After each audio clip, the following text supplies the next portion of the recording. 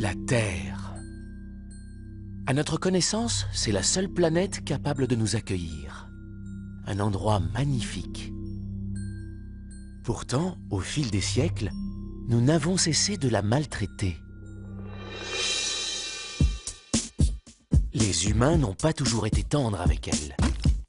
Et ce n'est rien de le dire.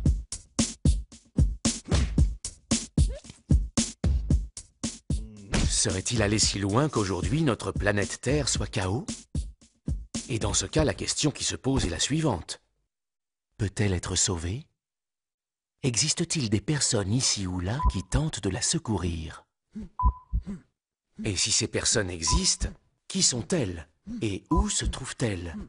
Malgré leurs efforts, auront-elles le temps de sauver notre planète? Allons à leur rencontre et posons-leur la question.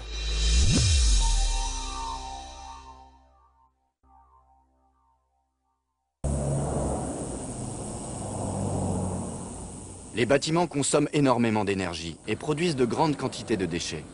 Ils sont une parfaite illustration de notre comportement.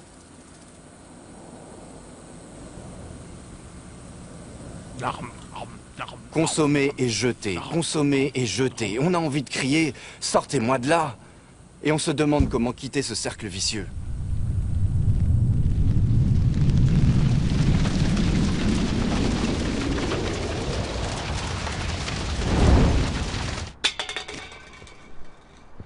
Michael Reynolds n'est pas un architecte comme les autres. Dans les années 70, son diplôme en poche, il a eu une idée. Pourquoi ne pas réutiliser les matériaux que nous jetons?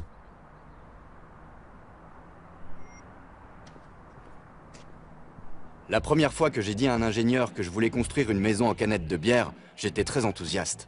Je trouvais que c'était une très bonne idée. J'avais une vingtaine d'années, tandis que mon interlocuteur en avait 30 de plus. On buvait une bière dans un bar quand j'ai commencé à lui exposer mon idée. Il a vu rouge. Il s'est mis en colère et il m'a traité de tous les noms. Il m'a dit que vouloir construire des bâtiments en canettes de bière faisait de moi la honte de la profession. Finalement, il s'est levé et il est parti. Alors je me suis dit, deux solutions. Soit j'arrête d'avoir des idées, soit j'arrête de m'inquiéter de ce qu'on en pensera.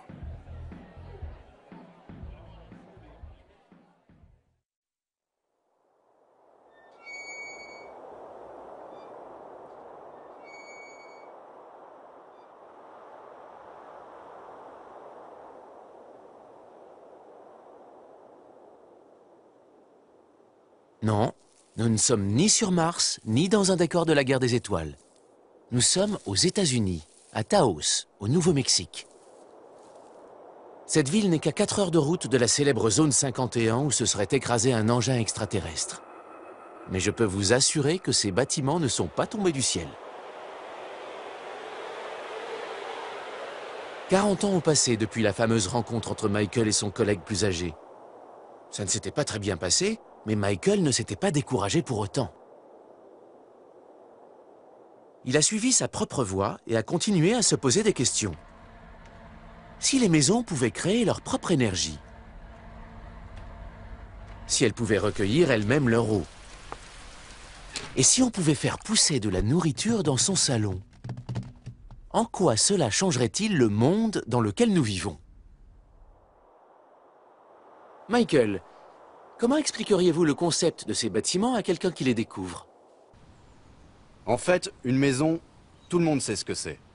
Nous voulions donner un autre nom à cette architecture, parce que nous voulions mettre l'accent sur le fait que le logement traditionnel appartient au passé, et que les machines du futur sont des éléments décentralisés. Nous avons donc opté pour Earthship, littéralement vaisseau de la Terre, pour qualifier ces habitations. Quelle est la différence entre vivre dans une maison conventionnelle et dans une maison déchet? Les habitations conventionnelles ont un coût de fonctionnement mensuel. Ce sont les charges. Pour fonctionner, une maison déchet ne coûte pratiquement rien. Qu'il s'agisse du chauffage, de l'air conditionné, de l'électricité, de l'eau, de l'évacuation des eaux usées, tout est géré directement sur place, donc les charges sont nulles. Au pire, ces bâtiments coûtent autant qu'une maison conventionnelle, mais sans les charges, ce qui les rend plus viables. Sans parler du fait qu'ils sont écologiques et bénéfiques pour la planète. Comment vous êtes-vous lancé dans cette aventure? Un peu par accident. Dans le journal, j'ai lu que nous jetions de grandes quantités de vieilles canettes en métal. On était dans les années 70. À l'époque, on parlait déjà de déchets et d'environnement, mais pas avec autant d'insistance qu'aujourd'hui. Le terme recyclage n'existait pas encore. Bref, j'ai voulu essayer de construire un bâtiment en canettes de bière pour recycler des déchets et sauver des arbres. J'ai baptisé cette nouvelle forme d'architecture biotecture.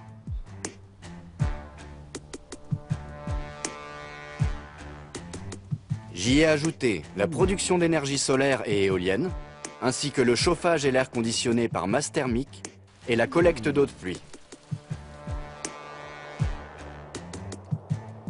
Il y a 10 ans, je me suis rendu compte que j'étais en train de mettre au point un logement qui répondait à tous les problèmes de la planète. Ce n'était même pas mon objectif, c'est juste venu comme ça, une chose après l'autre. À partir de quels matériaux ces structures sont-elles construites? Tout et n'importe quoi. L'idée, c'est d'utiliser quelque chose qui est disponible rapidement. Sur Terre, il existe des matériaux de récupération un peu partout. On peut trouver des pneus de voiture dans le monde entier. J'ai sillonné chaque région de cette planète, il y a des piles de pneus partout. En tassant de la terre au milieu, on obtient des briques parfaites pour la masse thermique et qui permettent de bâtir une maison avec très peu de technologie. Ce sont des matériaux de base incroyables. Et puis, il y a évidemment bien d'autres choses autour de nous, comme les canettes en aluminium ou en fer blanc, les bouteilles en plastique et en verre, le carton, le polystyrène, les panneaux de machines à laver et de réfrigérateurs. À chaque fois que je vois des piles d'objets mis au rebut, je me dis « Formidable, voilà qui va me servir ». Ce n'est pas comme si je cherchais de l'or, de l'argent ou du cuivre. Je ne cherche pas quelque chose de précis, simplement des matériaux existants en grande quantité et que je vais pouvoir transformer. En gros, vous construisez des maisons à base d'ordures. Oui, les objets que nous fabriquons et que nous jetons ensuite peuvent s'avérer très utiles, à condition de les utiliser correctement, pour construire des maisons par exemple. C'est mieux que de détruire de belles choses, comme les arbres que nous transportons ensuite aux quatre coins de la planète, ceux qui consomment l'oxygène dont la Terre a cruellement besoin.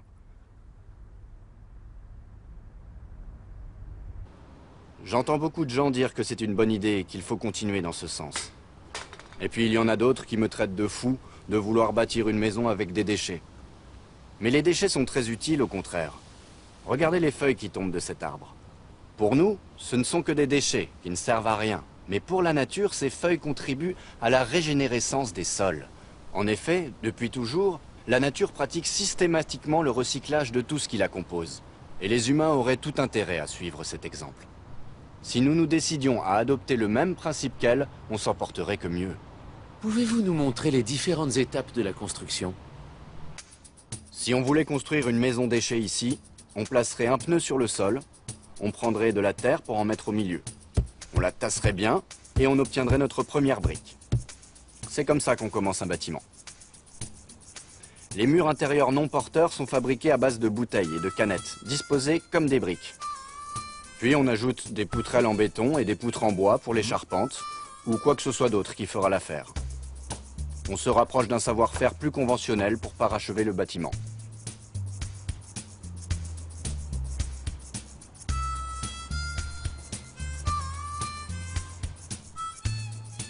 Quelle est votre motivation derrière tout ça? Notre but, c'est de fédérer les gens et qu'ils se réunissent pour construire ensemble une maison. Et ainsi, nous parvenons à bâtir ce type de logement en un mois, n'importe où dans le monde. Il s'agit d'habitations de 3 ou 4 pièces, qui démontrent qu'avec suffisamment de main-d'œuvre et de connaissances, on peut fabriquer une maison en 30 jours. Ensuite, on a toute la vie devant soi pour en profiter. Nous ne vendons pas un produit, nous montrons comment on peut retrouver un autre mode de fonctionnement pour se loger. Combien existe-t-il de maisons construites à partir de matériaux de récupération aujourd'hui? Des milliers, je pense. Nous voyageons dans le monde entier et nous en avons construit des centaines. Mais nous avons aussi écrit de nombreux livres et réalisé des DVD. Beaucoup d'émissions de télévision et de magazines ont parlé de nous. Grâce à ça, certaines personnes se sont débrouillées seules, en lisant nos livres ou en regardant un documentaire. Il en existe une aussi en Sibérie. Nous ne l'avons jamais vue, mais nous avons reçu des photos. Leurs constructeurs se sont inspirés de nos livres.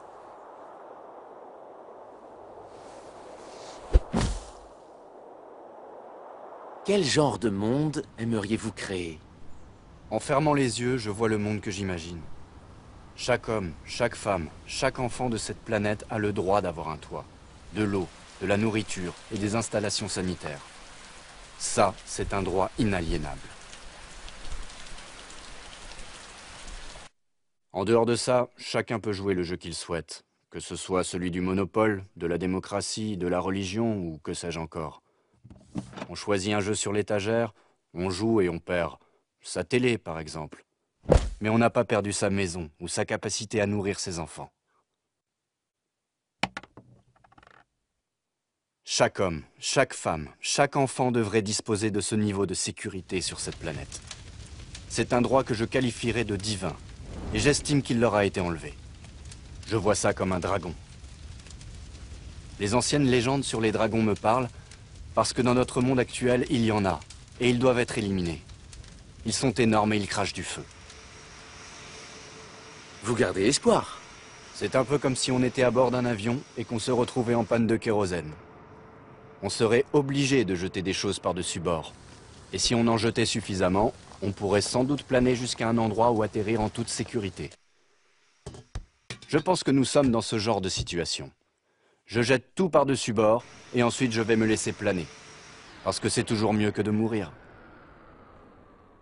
Fini le bruit et l'odeur du moteur, ou le besoin constant d'alimenter le moteur en carburant. Maintenant, je commence à me rendre compte que c'est bien plus simple de vivre ainsi. C'est pour ça que c'est une aventure. C'est pour ça que je suis au-delà de l'espoir.